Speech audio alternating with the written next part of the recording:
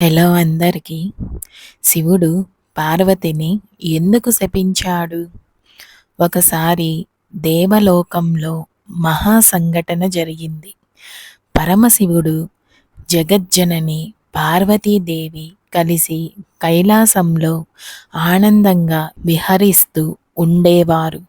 కానీ ఒకరోజు చిన్న సంఘటన వల్ల పెద్ద పరిణామం జరిగింది.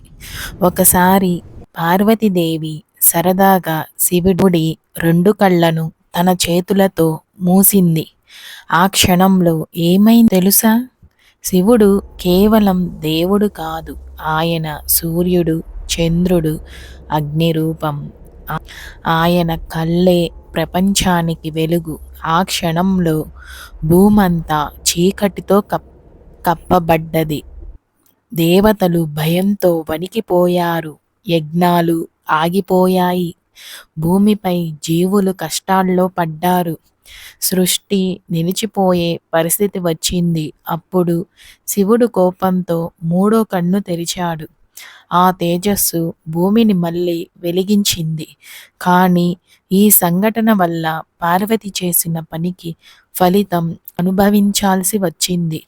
శివుడు చెప్పాడు, ఓ పార్వతీ, నీ అజ్ఞానంతో సృష్టి కష్టపడ్డది.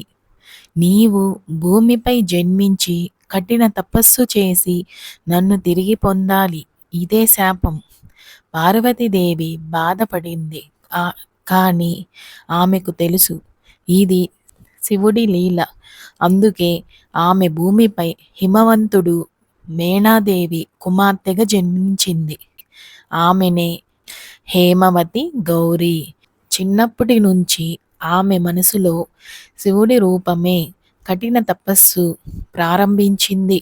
1000 సంవత్సరాలు ఆహారం లేకుండా కేవలం గాలి పీలుస్తూ తపస్సు చేసింది.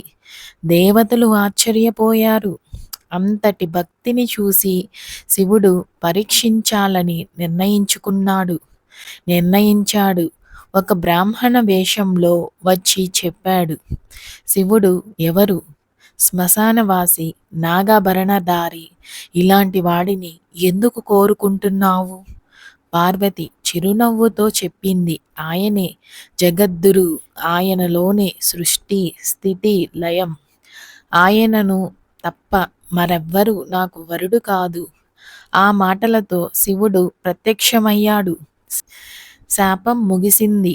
ఇద్దరూ తిరిగి కలిశారు. వారి వివాహం భూమిపై ఘనంగా జరిగింది. ఈ కథ మనకు ఏమి చెబుతుంది?